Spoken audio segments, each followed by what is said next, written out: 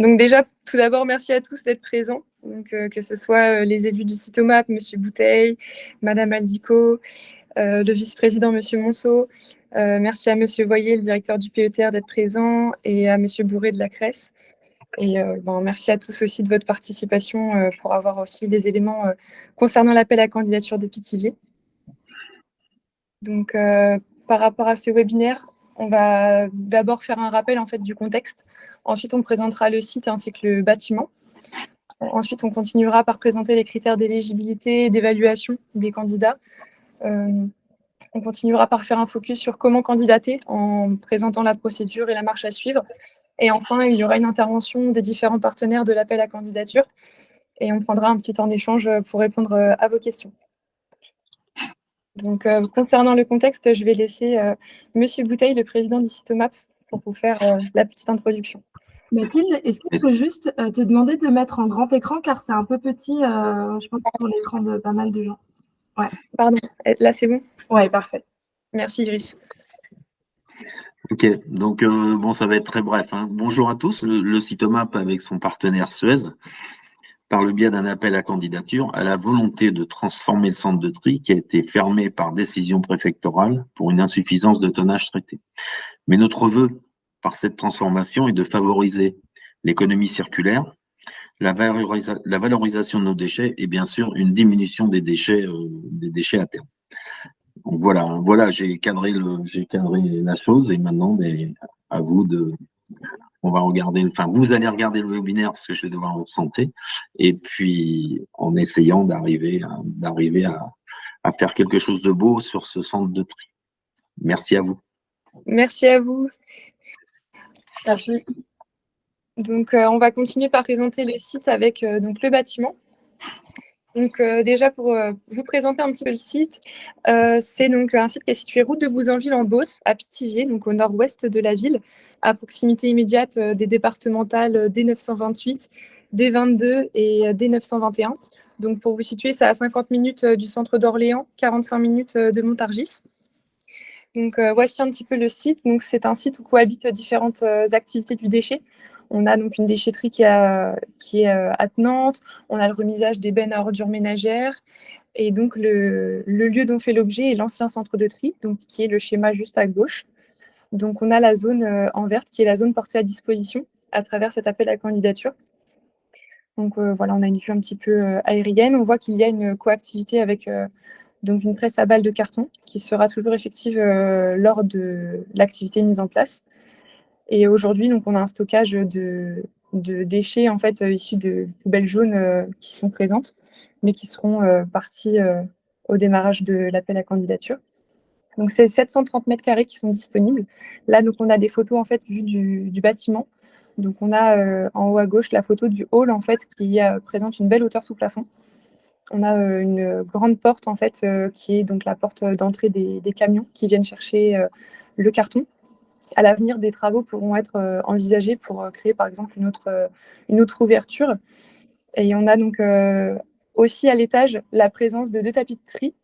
Donc on voit sur la photo en bas, ces cabines de tri, elles sont surplombantes et en dessous on a donc différentes petites alvéoles qui peuvent permettre l'implantation de diverses activités. Et donc en haut à droite, on a une photo des tapis de tri plus précisément. Donc, pour votre information, la prochaine visite de ce site est prévue le 27 février. Donc, n'hésitez pas à m'envoyer un mail si jamais vous êtes intéressé. Et je rajoute juste une précision, Mathilde, si tu me permets. Les cabines de tri en hauteur, ce sont des bâtiments fermés qui étaient chauffés, contrairement au reste du bâtiment qui est beaucoup plus, enfin, qui n'avait pas de chauffage ou quoi que ce soit. Là, on est sur des bâtiments, voilà, des pièces fermées où il y avait les tapis de tri et où ce sera beaucoup plus facile aussi de chauffer. Et tout le matériel peut rester, peut partir. Enfin, on peut aussi imaginer utiliser ces tapis de tri pour en faire quelque chose. Ça peut être tout à fait des supports pour un travail manufacturier, quel qu'il soit. Oui, c'est vrai. Et il y a aussi, on n'a pas précisé, mais des bureaux à disposition en fait au niveau de la photo en bas. Tout au bout, à l'extrémité du bâtiment, on a un petit bureau à l'étage qui peut permettre justement une gestion administrative de l'activité qui est tout à fait correct. Donc voilà un petit peu pour le site et le bâtiment. Donc là, on va passer à la partie critères d'éligibilité et d'évaluation. Donc, ce qu'il faut savoir et retenir, c'est que ce projet s'adresse à toutes les structures de l'économie sociale et solidaire du territoire ou toute activité qui porte une dimension sociale ou environnementale. Donc, tout porteur de projet d'une activité d'économie circulaire sur le territoire, opérationnelle à horizon mi-2025, peut candidater, donc que ce soit une entreprise, une PME, une PMI, un TPE, une auto-entrepreneur, enfin voilà, tout type de structure peut candidater.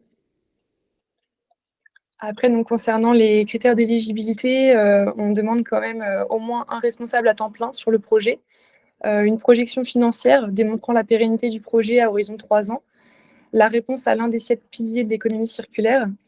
Et donc, l'activité, comme je le disais juste avant, doit être opérationnelle à environ mi-2025 pour que donc, le bâtiment puisse être exploité au mieux possible au niveau de la chronologie. Mathilde, excuse-moi de t'interrompre. Est-ce qu'il y a pas des personnes dans la salle d'attente qui cherchent à se connecter car je viens de recevoir un message? Ah, pardon, je vais regarder. Du coup, je ne sais pas si je peux faire ça. Ah oui, merci. Hop, voilà. Tac. S'il y a des questions d'ailleurs à ce stade. Pour le chat. Oui, je vais regarder. N'hésitez pas même à écrire les questions si jamais vous avez peur d'interrompre ou quoi la discussion. Vous pouvez écrire dans le chat vos questions et on prendra du temps pour y répondre. Tout à fait. Donc ensuite, on va passer à la partie comment candidater. Donc, qui va le plus intéresser, je pense, les structures qui veulent soumettre leur candidature. Donc, on a défini plusieurs étapes. Donc, tout d'abord, rendez-vous sur le site internet du Citomap où vous allez pouvoir trouver justement la page avec l'article lié donc à l'appel à candidature. Sur celui-ci, vous allez pouvoir trouver le dossier de candidature et donc pouvoir le télécharger et en prendre connaissance. Donc, pour cela, on propose aussi des visites du centre de tri. Donc, on a le 27 février et le 20 mars pour que vous puissiez vous rendre compte un peu plus facilement de quoi il s'agit concrètement.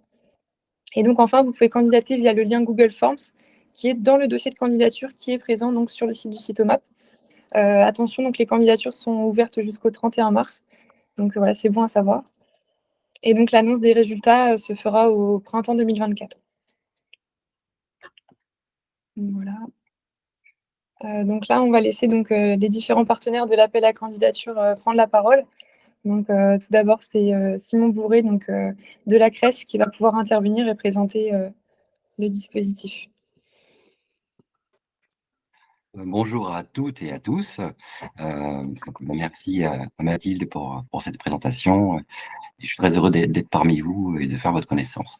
Donc, je suis Simon Bourret, chargé d'animation territoriale et développement économique à la Chambre régionale de l'économie sociale et solidaire. Je vais présenter rapidement la Chambre, mais c'est pas l'objet de ce qui nous occupe aujourd'hui.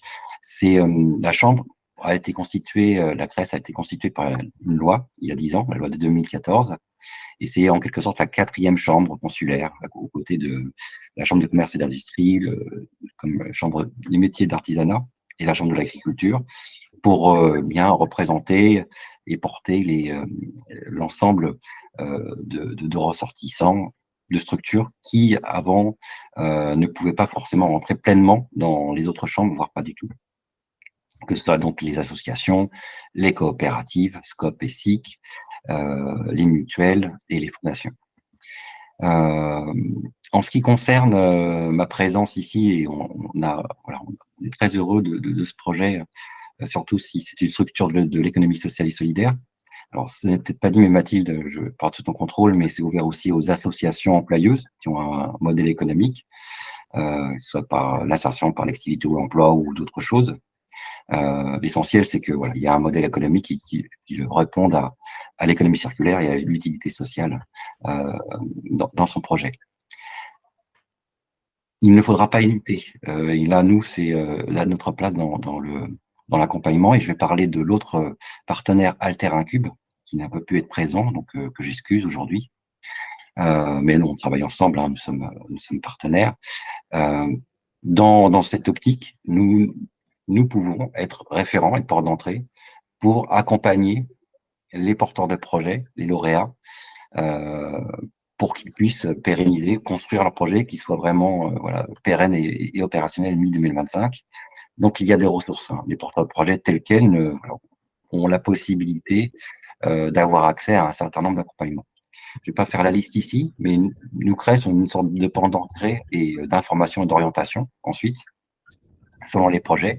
Et même au cours de l'appel à projet en lui-même, si, voilà, évidemment, il faut que ça soit une structure de l'économie sociale et solidaire, elle peut voilà, nous solliciter pour pouvoir voilà, évaluer un petit peu le projet. Je vais juste présenter rapidement Alter Incube, donc, que j'excuse.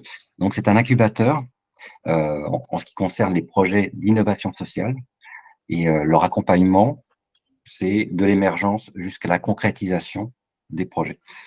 Donc, ça peut être un projet, une personne qui peut venir au départ seule, ou bien aussi, ça peut être un collectif. Et ils fonctionnent en cohorte, c'est-à-dire que leur démarche est avant tout coopérative de partage. Donc, un certain nombre de personnes voilà, postulent pour pouvoir être pris dans le processus d'accompagnement qui dure plusieurs mois. Et il y a 2 cohortes par an. Et donc, Alter Incube propose donc des outils, l'accès grâce au travail de réseau, d'orientation, de mise en lien pour les porteurs de projets. Et bien sûr, ce travail d'animation autour de l'intelligence collective et aussi d'accompagnement individuel sur les projets, pour chaque projet, de manière à amener chacune et chacun vers la concrétisation. Voilà, je ne vais pas être trop long, je vais vous laisser après venir vers moi, tout simplement, et puis pour poser des questions sur l'après. Je laisse Mathilde. Merci beaucoup. Eh ben, super, donc on va laisser la parole maintenant à David Voyer, donc, qui est également un partenaire de l'appel à candidature. Oui, donc bonjour à tous. David Voyer, directeur du pôle d'équilibre territorial et rural, donc le PETR, qui est une collectivité territoriale qui regroupe sur le périmètre du Pithiviers trois intercommunalités. Et effectivement, on participe avec le CITOMAP sur cet appel à projet, puisque le projet en lui-même correspond à un des axes de notre stratégie territoriale, qui est notamment l'économie circulaire, le développement local intégré, l'inclusion. Et de la même façon que la CRES, le PETR pourra éventuellement, à l'avantage des porteurs de projets, sélectionner ou non, parce que ça c'est important de dire aussi, même si certains projets ne seront pas sélectionnés dans le cadre de cet appel à projet en particulier, ça n'empêchera pas un accompagnement financier ou technique derrière. Et donc là, le PETR pourra mobiliser des fonds publics ou privés, mais essentiellement publics, notamment des fonds régionaux, voilà, par exemple, ou des fonds européens à travers le programme LEADER. Donc le PETR pourra aussi amener une ingénierie financière et un accompagnement technique, voire financier, par rapport à des contractualisations qui sont déjà en place et qui sont déjà effectifs et qui correspondent tout à fait à l'objectif ou en tout cas à l'état d'esprit de l'appel à projet. Voilà. Okay. Ah, super, merci beaucoup en tout cas pour la présentation. Donc, je ne sais pas s'il y a des personnes qui ont des questions, mais s'il y en a, c'est le moment. En tout cas, n'hésitez pas, on est là pour y répondre et même pour échanger, voilà, plus globalement. Éventuellement, Mathilde, je suggère que tu remettes la slide du bâtiment qui peut être éventuellement celle sur laquelle il y a potentiellement le plus d'interrogations. Et en tout cas, ce qui est sûr, c'est que vraiment à travers la présentation à la fois de M. Bourré et de M. Voyer, il faut aussi s'imaginer que donc, les structures qu'on invite à candidater, on a besoin d'un projet qui soit solide à un moment donné, mais en tout cas qui peut être accompagné, qui peut bénéficier d'un vrai accompagnement pour voilà, se structurer au mieux, pour imaginer au mieux son activité, pour se projeter, etc. Donc, l'idée, c'est aussi d'élargir au maximum, de donner confiance, de ne pas hésiter à poser ces questions, à candidater. En fait, on peut imaginer beaucoup de choses dans cet espace qui a à la fois plein de contraintes, mais aussi beaucoup d'opportunités. Donc, voilà, n'hésitez pas à en parler autour de vous.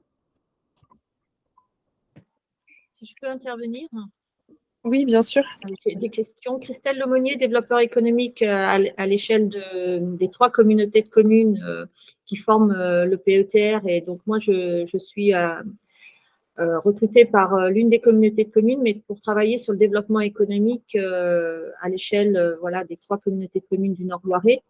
Et je pense que les candidats potentiels auraient besoin de savoir les critères de sélection plus précisément. Il faut quels sont vos critères de sélection, à part l'économie sociale et solidaire, création d'emplois, insertion, Oui, de location, d'achat. Enfin, j'ai pas compris les modalités de postuler à cet appel à projet. Mathilde, ouais, euh, voilà. donc en fait, si vous voulez, au niveau donc sur le site du Citomap, il y a en fait le dossier de candidature et dans celui-ci, il y a le règlement en fait de l'appel à candidature dans lequel on explique en fait toutes les règles et dans lesquelles il y a les critères plus précisément de sélection. Donc là, par exemple, je vais vous dire, on a la logique de pérennité financière à moyen et long terme. Donc on a le projet et porté par Mathilde, est-ce que tu peux l'ouvrir? En fait, je pense que c'est encore mieux, effectivement, si on veut répondre précisément à la question de Madame Lemonnier, c'est d'ouvrir le cahier des charges et d'aller directement sur les critères d'éligibilité. Mais effectivement, il y a, pendant que Mathilde ouvre, il y a la pérennité financière. L'idée, c'est que les expérimentations sur en tout cas de coactivité, s'il n'y a pas derrière au moins un business model qui soit un minimum pérenne, on est sur une logique qui n'est pas durable. Et donc, il faut qu'il y ait un modèle économique derrière qui permette d'assurer une pérennité financière. Un impact social et ou environnemental. Les structures qui appartiennent au domaine de l'ESS et qui ont des modalités de fonctionnement de l'économie sociale et solidaire sont privilégiées. Donc, effectivement, ça inclut des structures de l'insertion par l'activité économique, des associations, des coopératives, des mutuelles, des SCIC, des SCOP, enfin, vraiment tout le monde. Mais si c'est aussi une PME, une TPE qui a besoin de stockage pour faire de la réparation, besoin de place pour diversifier une activité qui a une portée environnementale sans avoir forcément de portée sociale, c'est pas du tout interdit non plus. Là, ce que projette Mathilde, qui sont les critères, ils sont notés sur des points qui ont été pondérés. Donc, l'idée, c'est de pouvoir noter tous les candidats de la même façon, avec la même grille. Et comme on peut le voir, il y a cette logique de pérennité financière. Il y a une démarche qui s'inscrit dans l'économie circulaire, donc un des 7 piliers, mais ça peut être de l'éco-conception, ça peut être du réemploi, ça peut être de la réparation, ça peut être du recyclage. Il y a plein de façons d'en faire et les 7 piliers sont quand même assez larges. L'impact à l'échelle locale, notamment, est-ce que ça peut générer de l'emploi? Est-ce que ça peut animer une logique d'écologie industrielle territoriale à petite échelle autour du Pithiviers? Donc, ça qu'on entend aussi par impact à l'échelle locale. Quand on dit source de création d'emplois, favorise l'accès à l'emploi, typiquement pour des structures de l'IAE, de l'insertion par l'activité économique, il est vrai que c'est un vrai avantage de pouvoir contribuer à l'insertion professionnelle sur le territoire. Au-delà de créer des emplois, c'est contribuer à l'insertion professionnelle. Et puis, la qualité des projections, des aménagements prévus, est-ce que c'est particulièrement intelligent et bien conçu dans l'espace qui est à disposition? Et puis enfin, et ce n'est pas négligeable, la facilité de cohabitation et de sécurité sur un site ICPE, puisque, comme l'a montré Mathilde dans le premier plan, il y a un incinérateur, un centre de tri, une déchetterie, des locaux sociaux, bref, on est sur un site qui a des contraintes de sécurité qui sont absolument prioritaires sur n'importe quel site ICPE. Et donc, typiquement, une activité qui nécessite beaucoup d'allées et venues avec beaucoup de monde où on a du mal à coordonner, par exemple, les phases d'entrée et sortie, si c'est en même temps que les camions de la base de collecte, c'est compliqué. Donc voilà, il faut envisager aussi à quel point c'est facile de faire de la coactivité. Mais si c'est sur des horaires complètement décalés, si finalement c'est beaucoup, c'est une entrée, une sortie par jour, c'est très facile d'imaginer de la coactivité dans ces conditions-là. Donc voilà. Est-ce que c'est plus clair? Est-ce qu'il y a de... Excusez-moi, j'ai une question. EcoRecyc Market, en fait, je voulais savoir si on peut accueillir des clients dans le site ou pas du tout. Je vais laisser Madame Advico d'ici Thomas pour vous répondre. C'est donc le syndicat qui est partenaire aussi de l'appel à candidature. Oui, bonjour. Donc, du coup, par rapport à votre question, tout va dépendre du résultat de cet appel à projet et des candidats que nous aurons. Et c'est en regardant un petit peu les activités qui vont être proposées que nous allons être beaucoup plus clairs sur les aménagements à réaliser, hein, puisque vous avez vu à travers les photos, on est vraiment Oui. sur des choses assez brutes, bien évidemment. Donc, chacun va devoir faire l'effort un peu de se projeter, mais surtout dans leur dossier de candidature, de bien indiquer le besoin. Hein. Donc, le besoin en mètres carrés, mais le besoin qui peut être vraiment très différent des uns des autres. Et si effectivement la volonté est de recevoir du public, il faut peut-être pouvoir indiquer dans cette projection les jours et horaires qui seraient concernés, parce que éventuellement ce serait peut-être pas toute la semaine, éventuellement, il y aurait des besoins où vous serez dans votre activité en train de préparer des choses ou de réparer des choses, mais le public, lui, pourrait avoir accès, que je dis n'importe quoi, 2 jours par semaine. Donc, vous voyez, par exemple, ces indications-là vont nous permettre de regarder comment nous, sur le site, nous allons devoir repenser l'accès à ce bâtiment et l'accès aux activités. Donc, tout est ouvert, tout est possible, et de toute façon, nous savons très bien que cet appel à projet et les activités qui viendront vont bousculer l'organisation générale du site qu'on va devoir aussi repenser. Hein. Donc voilà, donc il ne faut pas se bloquer sur ce sujet-là, mais il faut pouvoir être assez clair sur le besoin et la manière dont vous imaginez les choses pour que nous, après, on puisse avoir une réponse la plus claire possible. Pas de problème. Merci.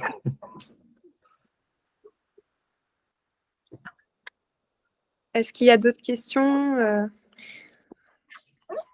Je ne sais pas s'il y en a. S'il n'y en a pas... Vous pouvez nous préciser les horaires des visites? Il n'y a pas forcément d'horaire. En fait, j'ai donné vraiment des jours pour que justement ça puisse être adaptable en fonction de vos contraintes à vous. Donc, ça peut être en fait toute la journée. Après, vous me donnez l'horaire qui vous convient et ça sera la mienne.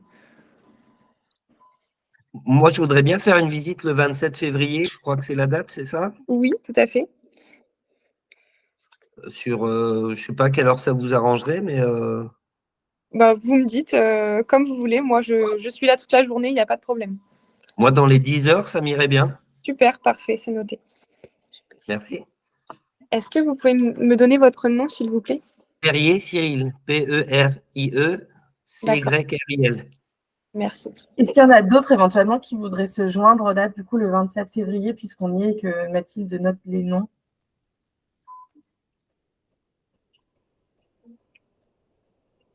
Ok, non, mais… Ok, super. S'il n'y a pas d'autres questions, je pense qu'on peut s'arrêter là. J'en ai une dernière au cas où, mais c'est en fait pour monter le projet dont vous demandez sur l'aspect financier, j'ai besoin de savoir une idée de loyer approximatif pour pouvoir l'inclure dans ma projection. Alors, effectivement, là, c'est à nouveau Madame Aldico qui reprend le relais. Donc, si on veut regarder un petit peu cette affaire de loyer, on va avoir des difficultés à répondre là dans l'immédiateté. Pourquoi? Parce que nous sommes une collectivité territoriale, donc une administration. Donc, les locaux nous appartiennent. Et à partir de ça, nous sommes obligés de regarder au niveau de la législation ce que nous pouvons faire. La règle, c'est quoi? C'est que dans la mesure où on est une administration, normalement, on doit pouvoir fixer un loyer à partir de la valeur locative du bien. Donc, une fois qu'on a dit ça, moi, j'ai pris contact avec les services compétents à la matière, qui sont les services des impôts, et où du coup, leur réponse est de dire que l'on ne pourra avoir une idée de cette valeur locative que lorsqu'on sera au clair sur qui viendra dans les locaux, quels sont du coup les aménagements à y apporter Et à partir de là et à partir d'une projection de travaux que nous aurons à faire et même déjà en ayant un petit peu avancé sur les travaux, à ce moment-là, les services des impôts ne seront plus clairs sur ce montant. Donc moi, j'invite actuellement les candidats potentiels à pouvoir inscrire dans leur dossier, leur projection financière, ce qui serait raisonnable pour eux de fixer comme loyer. Je pense que c'est déjà une première idée pour vous, en tout cas, d'inclure un loyer et de dire, voilà, par rapport à ma structure, par rapport à la manière dont j'envisage les choses, voilà quel serait un montant pour moi. Hein, on va déjà commencer par ça. Je dis pas, ce sera votre réalité. Oui, Nous y mettrons la nôtre et après, on verra. Alors, d'accord. il y a quand même, par rapport à ça, la législation dit aussi autre chose. Elle dit donc la règle que je viens d'édicter, mais aussi il y a la possibilité de dire bah, si le projet est d'intérêt général, à ce moment-là, les règles peuvent être un petit peu bousculées. Ça veut dire que du coup, peut-être que l'idée de fixer un montant à partir de la valeur locative va peut-être bouger et peut-être qu'on pourra être inférieur à la valeur locative. Donc, si c'est le cas, eh bien, c'est toujours le service des impôts qui étudiera là aussi en fonction de qui occupera les lieux, si on est bien dans des activités d'intérêt général, et à ce moment-là, on pourra redonner une règle. D'accord, ok. Voilà, hein, donc on est comme vous, on est tributaire là de quelque chose qui nous dépasse, hein, qui nous échappe, qui ne sont pas de notre fait. Donc voilà, les candidats, ben voilà, ils savent qu'ils doivent pouvoir indiquer un montant de loyer par rapport à de projection, par rapport à leur situation. Ok, merci. Alors, oui, en tant que responsable gestionnaire du site OMAP, j'aurais aimé poser une question aux deux représentants de la région. Est-ce que là, vous parlez d'aide, d'assistance au niveau des candidats, futurs candidats, et au niveau du site OMAP, est-ce que au niveau de l'aménagement autant intérieur que éventuellement l'accès parking, l'accès pour les candidats ou l'éventuelle clientèle, est-ce qu'il y a des aides de prévues également possibles? Alors, Véronique Aldico m'avait posé la même question que vous, Monsieur Monceau. Alors, pour les candidats, oui, très clairement, parce qu'à travers le dispositif À vos idées, donc, qui est un programme lié à notre contrat avec la région Centre, il y a effectivement des possibilités puisque on peut financer des investissements liés à l'économie circulaire et l'ESS de manière très générale. Donc ça, c'est des choses qui existent déjà, qui sont très identifiées avec des pourcentages. Donc, en fonction du projet, on étudiera évidemment la faisabilité et la pertinence du dossier de financement À vos idées. Après, pour la question liée là plutôt au site OMAP lui-même, il faudra qu'on voit avec la région, mais là encore une fois, c'est un peu comme les impôts, en fonction des projets qui seront mis en place et sélectionnés et des besoins d'investissement du site OMAP pour accueillir dans de bonnes conditions ces activités-là. Mais il faudrait que ça dépasse. Enfin, moi, j'imagine pas que si c'est simplement, on va dire, la sécurisation du site avec tout ce qui est réglementaire lié à l'eau, l'assainissement, l'électricité, je suis pas sûr que la région nous suive là-dessus. Par contre, il y a des aménagements pour effectivement avoir cette notion de ruche et de multi-activité au sein du site et que ça nécessite des investissements et des aménagements spécifiques. Là, je pense qu'on pourra aller voir la région en leur disant, bah, voilà le besoin qu'on a par rapport à ce projet de multi-activité, multi-acteurs. Est-ce que vous êtes prêts à nous suivre ou pas? Mais comme le financement dépend, là pour le coup, non pas du PETR, mais bien de la région Centre, il faudra qu'on soit, nous, très, très clairs sur le besoin de financement du site OMAP pour bien accueillir les activités au sein du site en lui-même. Et donc, je botte aussi en touche comme pour les impôts. C'est en fonction de ce que vous aurez à demander, à solliciter. Mais pourquoi pas? C'est pas fermé, hein, mais c'est pourquoi pas. Mais au-delà du strict réglementaire, eau, assainissement, puisque ça, bon, c'est pas qu'il n'y a pas d'intérêt, parce qu'il faut sécuriser l'activité, évidemment, mais c'est pas lié directement là au développement d'une activité économique, sociale, solidaire, circulaire. C'est plus du réglementaire, donc ce serait autre chose. Mais on se laisse la possibilité de faire un dossier pour vous-même, oui. D'accord, merci. Super. Est-ce qu'il y a d'autres questions n'hésitez pas, sinon on va pouvoir clôturer le webinaire.